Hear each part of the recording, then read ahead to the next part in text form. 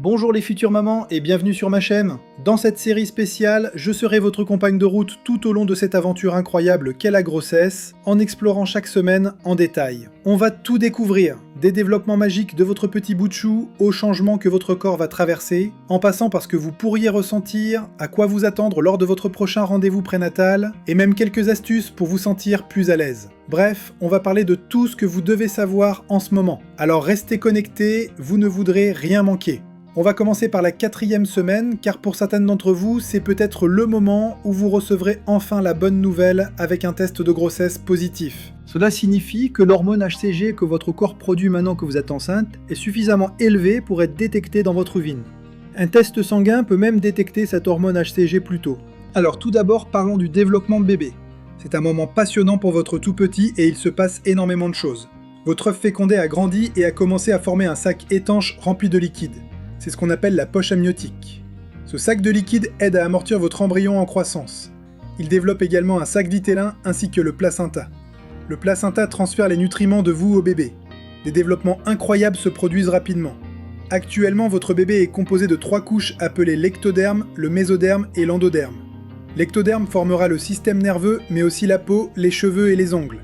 Le mésoderme formera certains des organes du bébé comme le cœur, le squelette, le sang, les muscles et d'autres choses similaires. Et l'endoderme formera les organes du corps comme les poumons et le tube digestif. Actuellement, votre bébé a la taille d'une graine de moutarde. Maintenant, parlons de ce que vous allez commencer à ressentir. Sitôt, certaines femmes ne remarquent aucun changement du tout, mais si vous en remarquez, voici quelques-unes des choses les plus courantes que vous pourriez voir. Tout d'abord, les nausées matinales.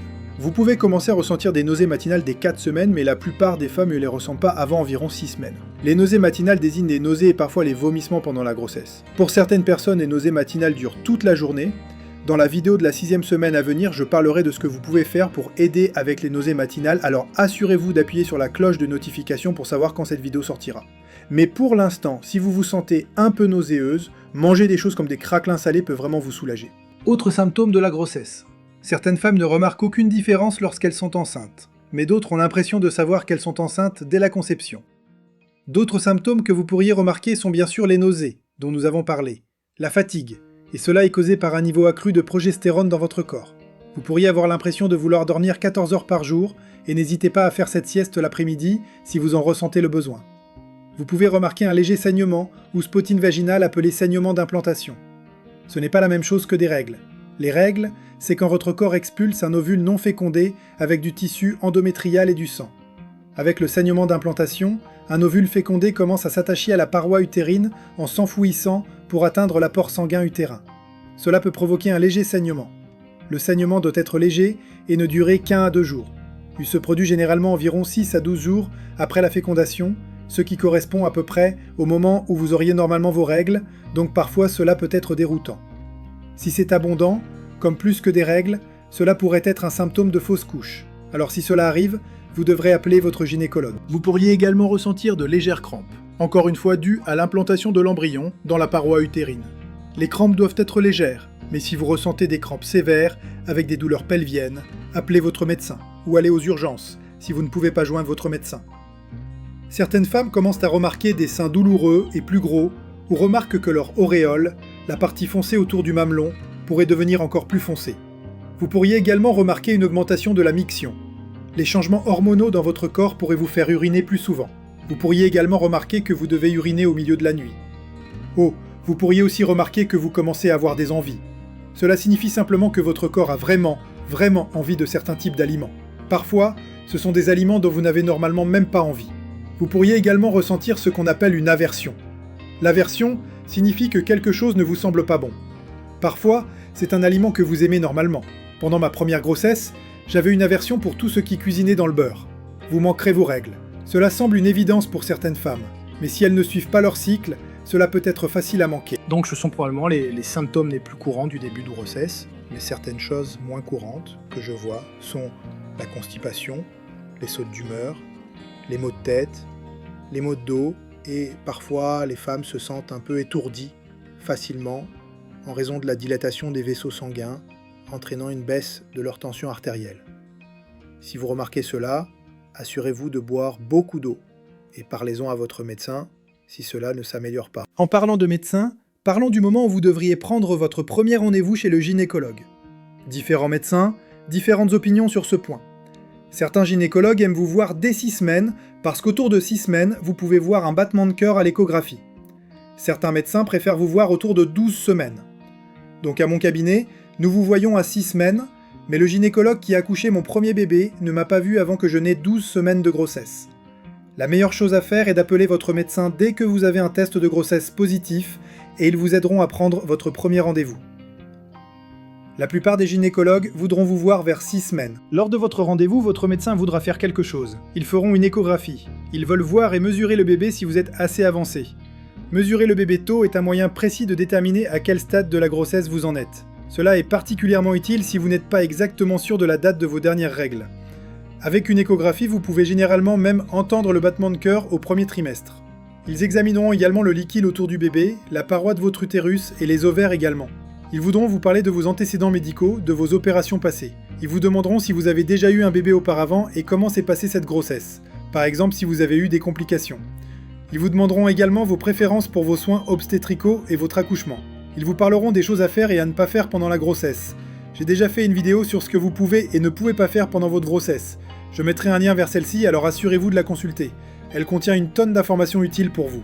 Votre médecin voudra également vous faire une prise de sang pour vérifier vos analyses. Ils examineront votre numération sanguine, vos fonctions hépatiques et rénales, vos électrolytes, votre thyroïde. Ils voudront également vérifier un panel de IST et quelques autres choses pour s'assurer que tout va bien. Je vous recommande d'écrire les questions que vous souhaitez poser à votre gynécologue afin que lorsque vous y serez, vous ne les oubliez pas. La plupart des gynécologues voudront vous voir une fois par mois pendant vos 2 premiers trimestres. Occasionnellement, ils pourraient vous faire revenir plus souvent s'ils estiment qu'ils doivent suivre quelque chose qui se passe pendant le dernier trimestre. Ils veulent vous voir toutes les 2 semaines et 1 mois avant votre date d'accouchement, ils veulent généralement vous voir chaque semaine. Si vous dépassez la date prévue, ils commenceront probablement à vous voir 2 fois par semaine.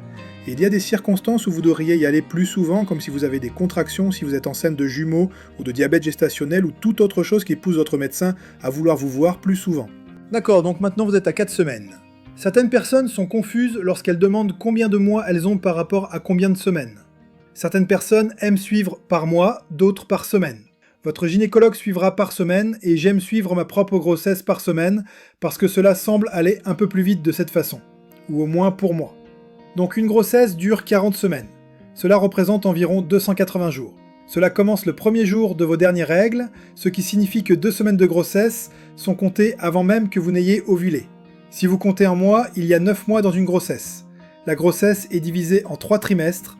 Le premier trimestre va de 0 à 12 semaines, le deuxième trimestre commence à 13 semaines et se termine à 27 semaines, et le troisième trimestre commence à 28 semaines et se termine lorsque vous accouchez votre bébé. Conseil de la semaine, assurez-vous de prendre vos vitamines prénatales tous les jours.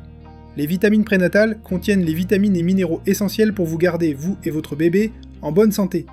Le plus important est l'acide folique, qui est une vitamine B important pour le développement de votre bébé. Il aide à prévenir une anomalie du développement appelée malformation du tube neural. Si vous avez des hauts le cœur, comme si vous ne pouviez pas avaler une pilule, vous pouvez en prendre une à croquer. Vous pouvez même en trouver en vente libre. Assurez-vous simplement de vérifier l'étiquette de l'acide folique pour vous assurer qu'il y a suffisamment d'acide folique. Vous pourriez avoir besoin d'une supplémentation supplémentaire en acide folique. Maintenant, vous voulez vous assurer que vous obtenez un total de 1000 microgrammes d'acide folique par jour. Donc, si votre prénatal à croquer ne contient que 200 microgrammes d'acide folique, vous devriez acheter un supplément d'acide folique qui contient 100 microgrammes.